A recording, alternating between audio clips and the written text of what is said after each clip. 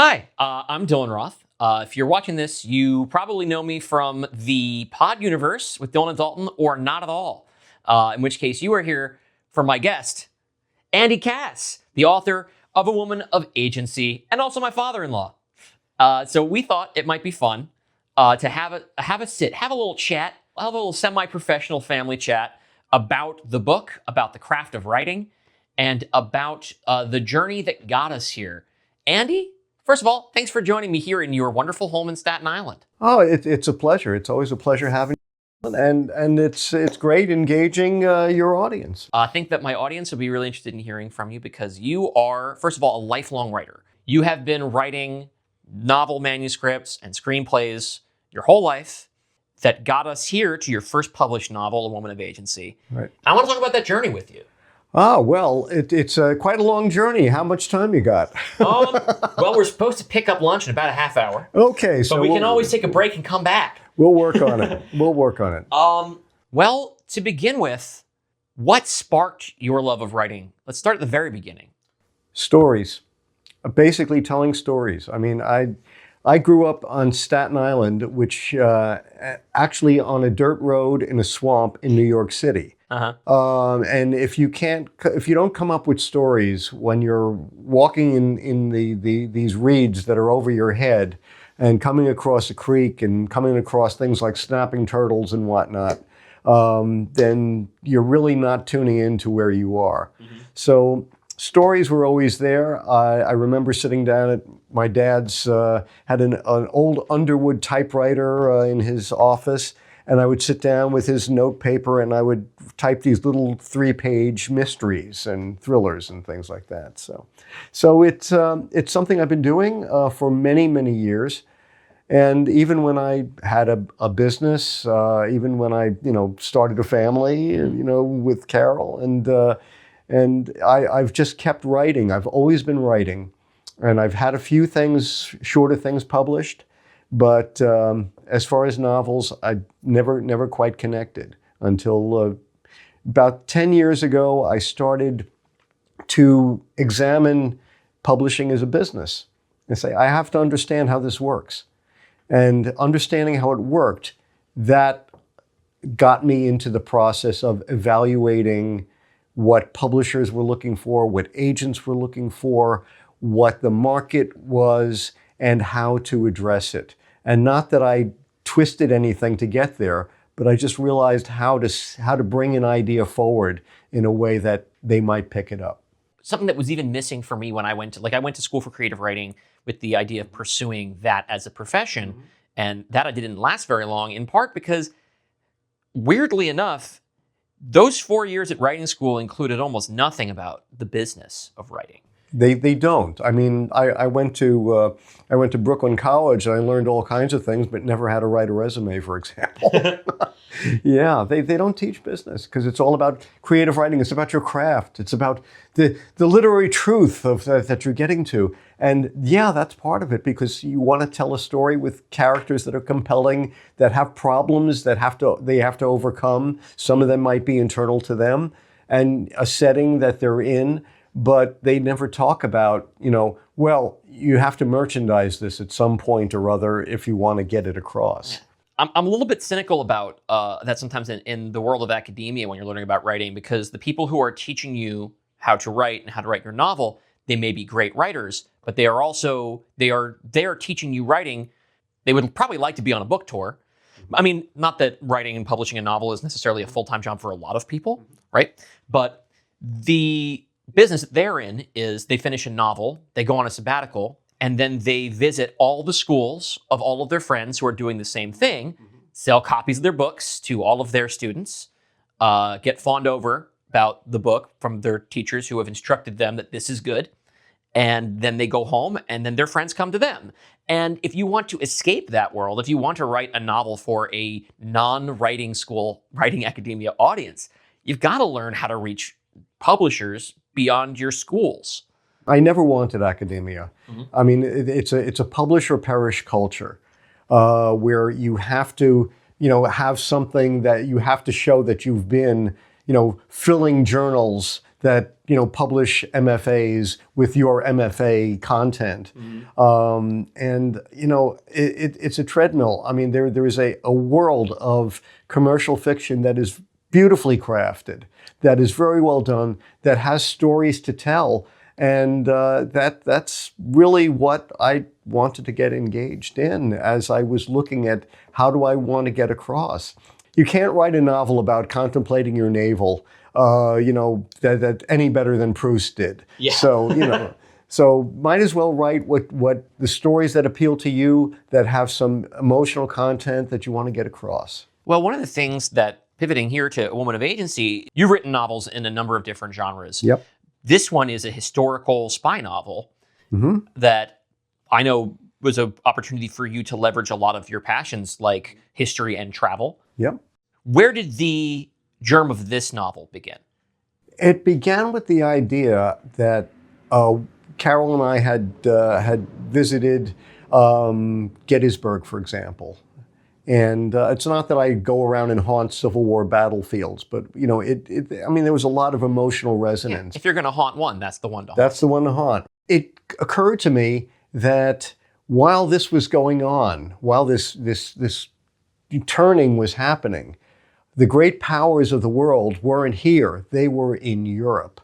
And they were not sitting idle while America was tearing itself to pieces. They had their own financial realities, they had their own economies, they had their own intrigues, they had their own interests. For example, the Emperor of France, Napoleon III, wanted to, with the cooperation of Spain, set up an empire, a subordinate empire in Mexico under Maximilian. And it would be a whole lot easier to do that if you had a kind of a nice relationship with the Confederate States of America, rather than trying to convince the Union that might be a good thing. The second impulse that I had was in looking at this, I say, okay, if I'm doing this, this has to be set in London, which was then the center of the globe politically. And I then decided, well, so if my spies are happening there, do I want this to be a traditional spy novel, James Bond? No, I want the woman to rescue the alpha male spy protagonist. So I want her to be my protagonist, because then I can address a whole world of other things that were going on in Victorian society, in regarding the Irish questions that were floating around after the famine, about the anti-Semitism that was rampant particularly in Union circles. So I could address a whole lot of other things that would have resonance and that would really flesh out these characters and what they were confronting. I think it's interesting that you have this novel that is a spy novel set during one of the formative American conflicts, right? And you've set up stakes that the audience will immediately understand, which is, okay, the thing that our protagonist here is fighting for is essentially to prevent the Confederacy from achieving a really strong advantage that would potentially have altered the entire course of American history.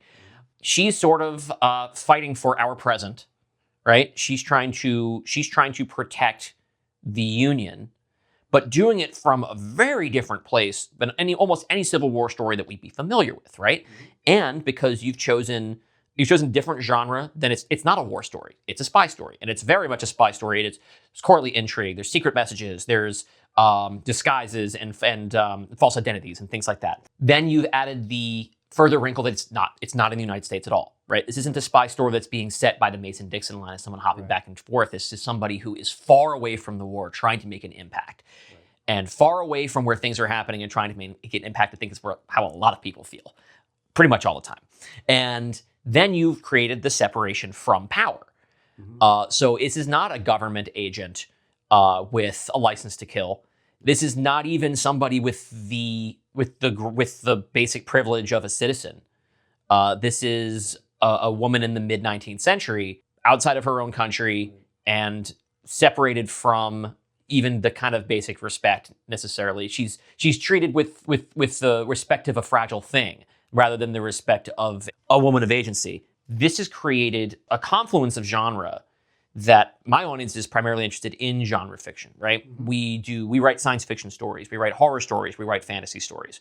And when you were working on this novel, or when you were first kind of telling me about it during the publication process, you were talking about world building in historical fiction having a lot in common with world building in science fiction or fantasy. And you've written futuristic sci-fi, you've worked in these other things. And so tell me about building the world of Civil War era London for an audience that would have to learn about it like it's another planet. Right. Well, exactly. I mean, historical fiction has a great deal in common with fantasy and science fiction, because you have characters operating during this story with constraints, with the norms, with the rules, with the everything that goes into building a society.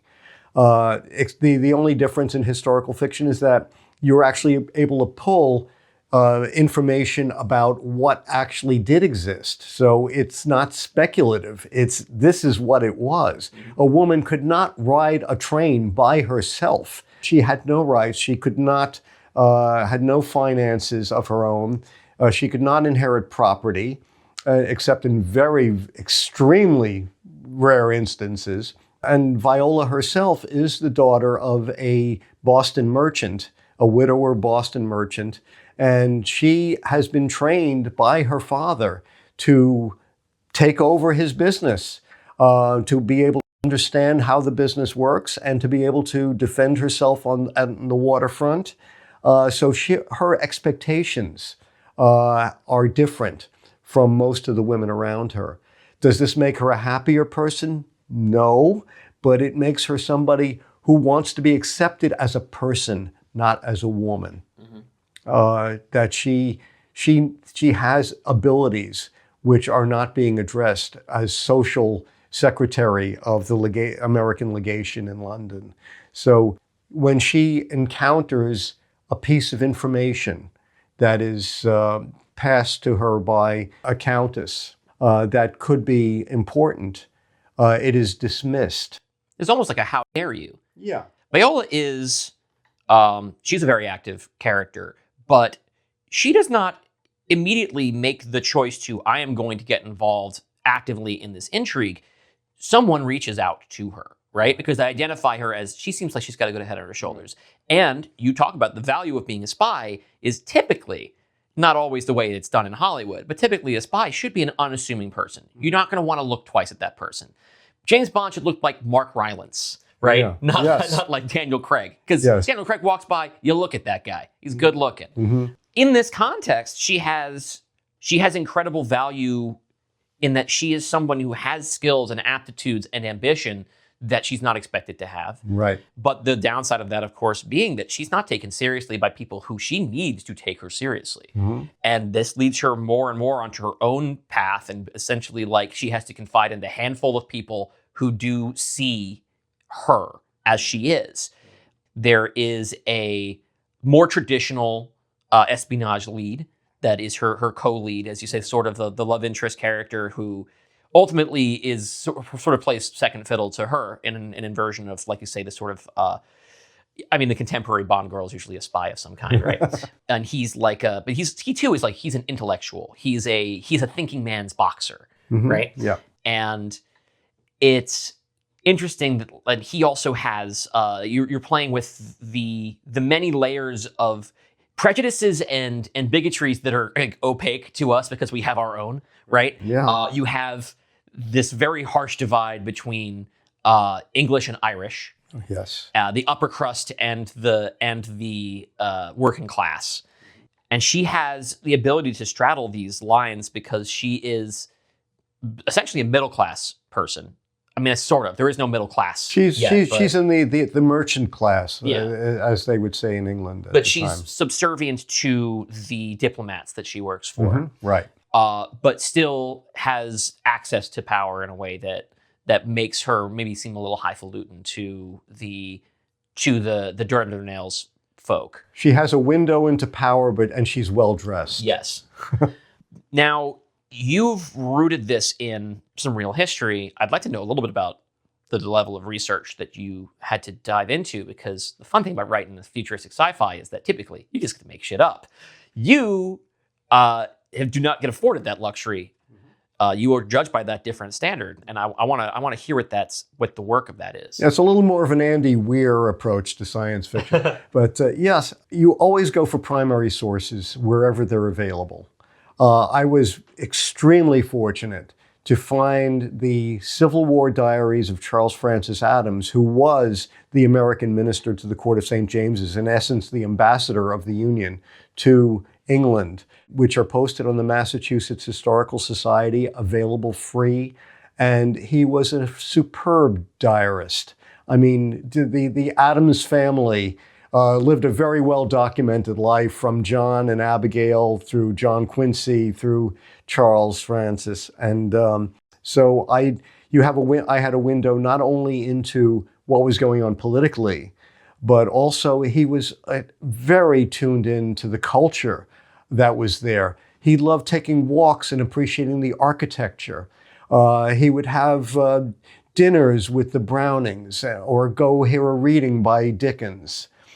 So he was very tuned in to what was going on. So I had that window. I also discovered there was a memoir written by the chief Confederate agent in Europe. Wow. Commander James Dunwoody Bullock. He was encouraged to write about how he got the raiders built, how he was able to keep the commerce going of smuggling cotton and shipping arms back. He was encouraged to do this by his loving nephew, Theodore Roosevelt. But even though he and his brother Irvine, who was mate on the raider Atlanta, the CSS Atlanta, were never pardoned, never allowed to return to the United States. But they left that record. They left that record. So I have a book that he wrote that writes about that. And we went to Liverpool. We had a personal guide who knew a lot about Liverpool, showed us all the great Beatles sites and everything, and cultural sites. He had no idea about the Confederate sites.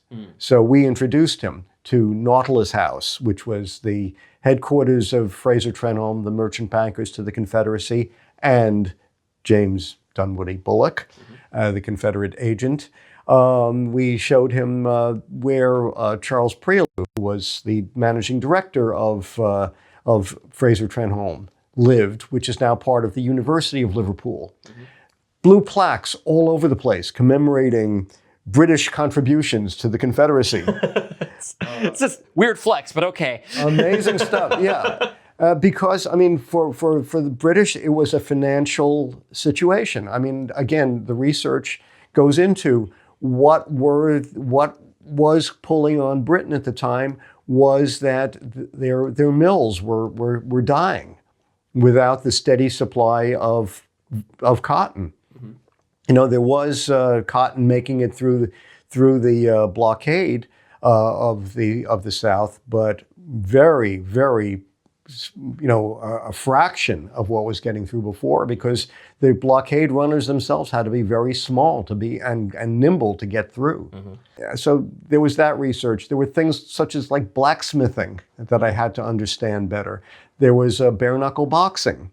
Understand how that worked, what the rules of that were, and there were very strict rules of how that was conducted. And I want to compliment the fight scenes. It's something I know that you're particular about. You've lent me this book, Fight Right, by Carla Hoke. Yes, and I have some background in martial arts. I projected a few elements of Krav Maga into some of the fight scenes, but the bare knuckle boxing was all about bare knuckle boxing, and a bare knuckle boxer encountering a street fighter, going through how that would work, on each of their sides, and so basically every time you turn a page, you're coming against, okay, what were they wearing? How would that affect what they're doing? And the idea is not to stop and do that research at that time, but to just flag it, come back, keep the story going. Don't stop the story. And, whatever research you're doing, you have to be able to let go of some of it and just give enough of the flavor of what's happening to let trust the reader to fill in the rest, as science fiction writers do, as fantasy writers do. Give enough of the world that the reader is in it, and then they can explore themselves, what it is and how it works. So this is a skill that you've honed over decades of writing in different genres, including in science fiction. What is it, do you think, that made this the novel that is your first published novel versus your many previous manuscripts? Well, I'm still pitching the one that I thought was going to be my first published, which is a mystery, a South Florida noir. I think what did this is just the amount of emotional resonance in the character, in the situation, in the context. How many feminist Civil War spy thrillers set in England are there? It's true. It's good to be specific. Yeah, and there is a second book that I've just sent to my publisher, Holland Press, which takes the further adventures of Viola Ross through the blockade into Charleston, with her mother's family, to investigate the submersible vessel Hunley that was being tested there. So, this is a character who has a lot of depth, a lot of, and she evolves through the entire process. I've actually written 3 books in this series. So this one is published. I've submitted a second one, and I have a third one in about a third or fourth draft right now. Wow.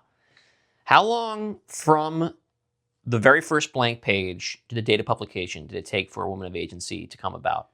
About 6 years. And I write pretty fast because I write every day. I'm retired now, but even before I retired, I was setting aside mornings and evenings and weekends, basically, to write. So it took me about 9 months to write the first draft, then put it aside a while. You let it just mull.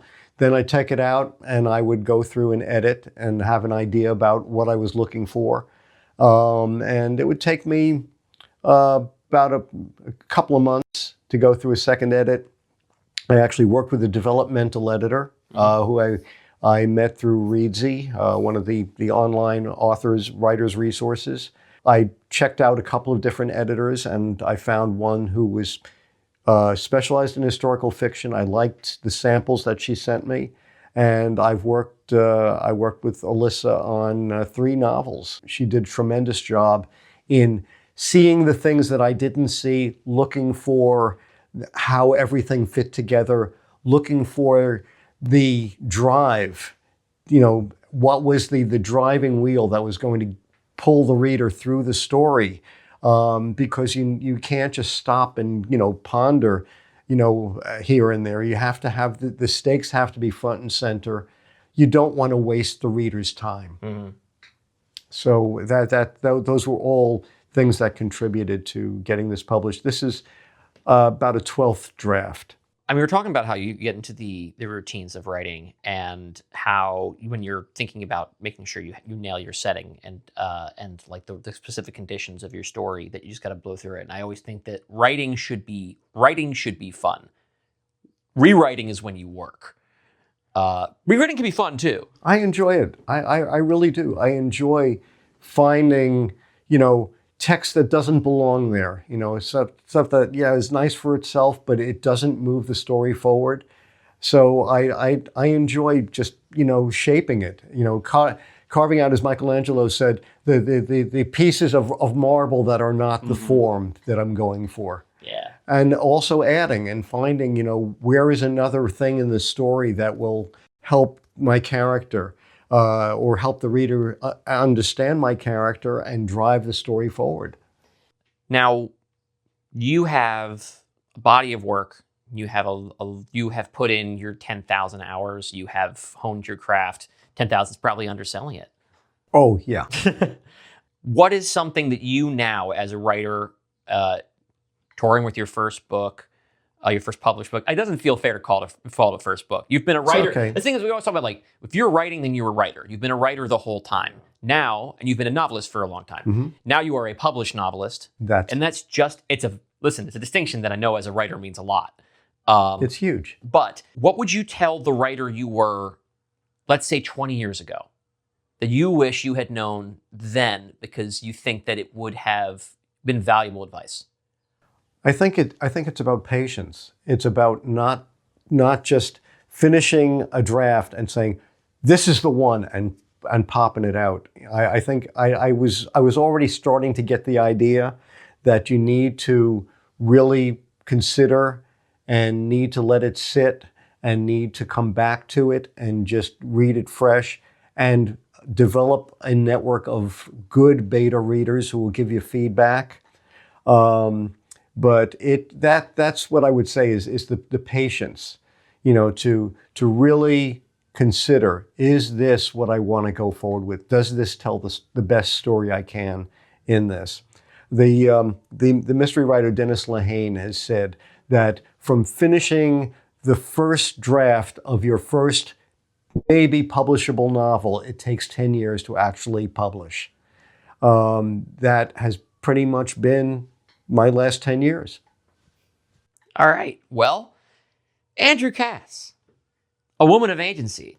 It's available now. You can find it. You can search for it on, I guess I have to say the A word, Amazon, if you're interested. But I'm sure that you can ask your local bookshop to pick it up, or maybe your local library to order a copy. There are ebooks as well. Yes. And anything else you want to leave our audience with? I just want to say, go for the story. I mean, whatever stories pull you, no matter what genre, it's about living that conflict and getting outside your own head and seeing things in a little different way. So I'm glad to contribute to that process.